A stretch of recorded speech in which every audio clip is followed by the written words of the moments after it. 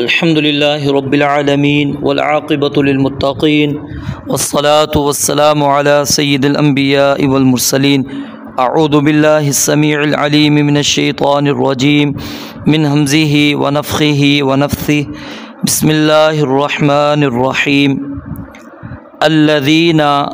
وہ لوگ جو یبلغون پہنچاتے ہیں رسالات اللہ اللہ تعالیٰ کے پیغامات، ویخشونہ اور اس سے ڈرتے ہیں، ولا یخشون اور نہیں ڈرتے، احدن کسی ایک سے، الا اللہ سوائے اللہ تعالیٰ کے، وکفا اور کافی ہے، باللہ اللہ تعالیٰ حسیبا حساب لینے والا۔ اللہ رب العالمین نے پچھلی آیت مبارکہ میں یہ بات بیان فرمائی تھی کہ اللہ تعالیٰ کا یہی طریقہ ان لوگوں میں بھی رہا ہے جو آپ علیہ الصلاۃ والسلام سے پہلے تھے۔ اب اس آیت کے اندر اللہ تعالیٰ ان لوگوں کی تعریف بیان فرما رہے ہیں جو اللہ تعالیٰ کے پیغام آگے پہنچاتے ہیں اور اللہ تعالیٰ کے سوا کسی اور سے نہیں ڈرتے۔ اس پیغام پہنچانے میں چاہے ان کو کتنی ہی تکلیف کا سامنا ہی کیوں نہ کرنا پڑے، پھر بھی وہ اللہ تعالیٰ کا پیغام آگے پہنچا دیتے ہیں۔ گویا کہ اس آیت مبارکہ میں رسول مکرم صلی اللہ علیہ وآلہ وسلم کو ان لوگوں کی طرح اللہ تعالیٰ کے پیغام پہنچانے اور اس کے سوا کسی اور سے نہ ڈرنے کی تلقین کی جا رہی ہے، جیسا کہ سورہ انعام کے اندر اللہ رب العالمین نے انبیاء کرام علیہم الصلاۃ والسلام کا ذکر کر کے فرمایا، اولئک الذین ھدی اللہ فبہداہ مقتدی، کہ یہی وہ لوگ ہیں جن کو اللہ تعالیٰ نے ہدایت دی ہے تو آپ ان کی ہدایت کی پیروی کیجیے۔ تو فرمایا الذین یبلغون رسالات اللہ، وہ لوگ جو اللہ تعالیٰ کے پیغامات پہنچاتے ہیں،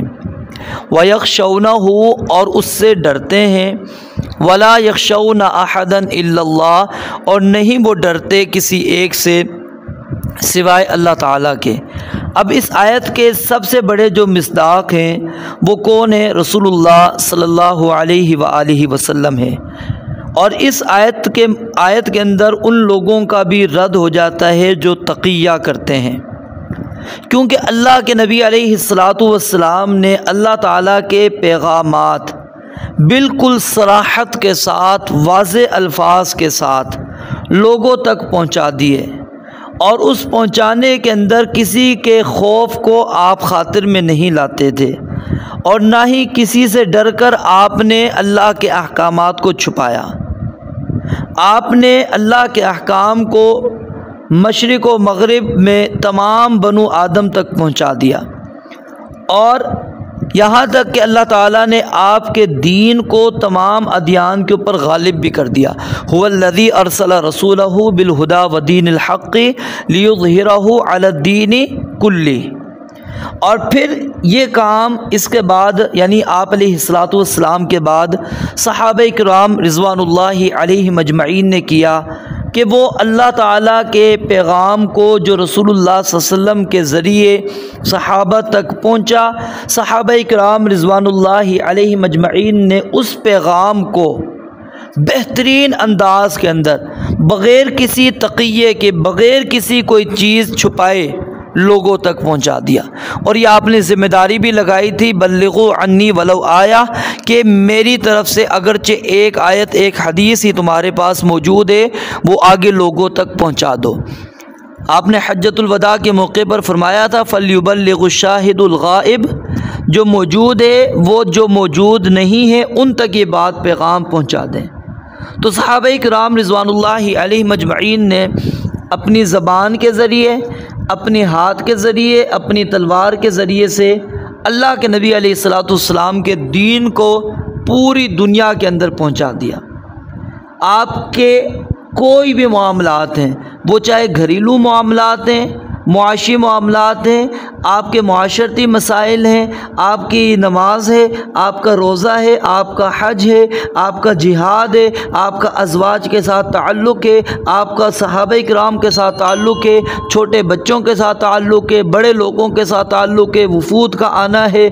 الغرض سفر ہو، حضر ہو، دن ہو، رات ہو، گھر میں ہو، باہر ہو، آپ کے جتنے بھی اقوال تھے، جتنے بھی افعال تھے، جتنی بھی حالتیں تھیں، سب کی سب صحابہ کرام رضوان اللہ علیہم اجمعین نے امت تک پہنچا دی۔ پھر اس کے بعد ہر زمانے کے لوگ، ان کے بعد تابعین نے، تابعین کے بعد تبع تابعین نے، اس طرح ہر زمانے کے لوگ اللہ کے اس پیغام کو آگے پہنچا رہے ہیں،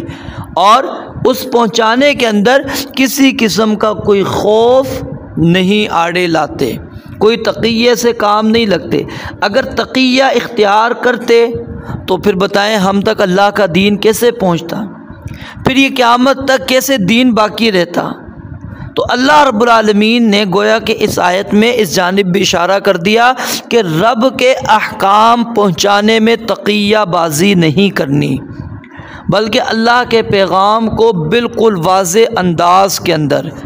جس طرح اللہ رب العالمین نے نازل کیا ہے اس طرح اس کو پہنچا دینا ہے۔ وَلَا يَخْشَوْنَ أَحَدًا إِلَّا اللَّهَ، اور اس پہنچانے کے اندر اللہ کی خشیت ہو، اللہ کا ڈر ہو، اللہ کا خوف ہو کہ میں نے رب کے سامنے پیش ہونا ہے، اگر میں نے غلط بات اللہ پر منسوب کر دی تو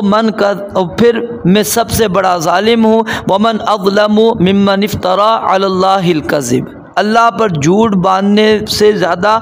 بڑا ظالم اللہ فرماتے ہیں کون ہے جو اللہ پر جھوٹ باندھتا ہے؟ تو اللہ پر جھوٹ نہیں باندھنا، اللہ سے ڈرتے ہوئے اللہ کے پیغام کو آگے لوگوں تک پہنچانا ہے، اور وَلَا يَخْشَوْنَ أَحَدًا إِلَّا اللَّهَ، اور دنیا میں کسی کی ملامت سے، کسی کی طعن و تشنیع سے بھی ڈرنا نہیں ہے۔ آگے فرمایا وَكَفَى بِاللَّهِ حَسِيبًا، کہ اللہ رب العالمین کافی ہے، حسیبہ اس کا معنی حساب لینے والا بھی اور کفایت کرنے والا بھی۔ اب جیسا کہ قرآن مجید کے اندر آتا ہے نا حسبی اللہ، اللہ تعالیٰ مجھے کافی ہے، جب ہم اس کا ترجمہ کریں گے محاسبہ، ٹھیک ہے، پھر کیا ہوگا؟ تو مطلب کیا بنے گا؟ اس اکیلے سے ڈرنے کی وجہ یہ ہے کہ وہ ہر چھوٹے بڑے عمل پر محاسبہ کرنے والا ہے، اور اس محاسبے کے لیے وہ اکیلا ہی کافی ہے، اس کو کسی معاون کی ضرورت نہیں۔ اور دوسری صورت میں اس کا مطلب یہ بنے گا کہ اس کے بندے جب اس کا پیغام پہنچاتے ہیں تو دشمنوں اور مخالفوں کے مقابلے میں اللہ رب العالمین کفایت اور مدد کرنے والا ہوتا ہے، اور اللہ رب العالمین ان کے لیے کافی ہو جاتا ہے، ان کو اللہ تعالیٰ کے علاوہ کسی اور کی ضرورت نہیں ہوتی۔ تو اس آیت سے ہمیں یہ بات سمجھ میں آ گئی کہ اللہ رب العالمین کا جو حکم ہے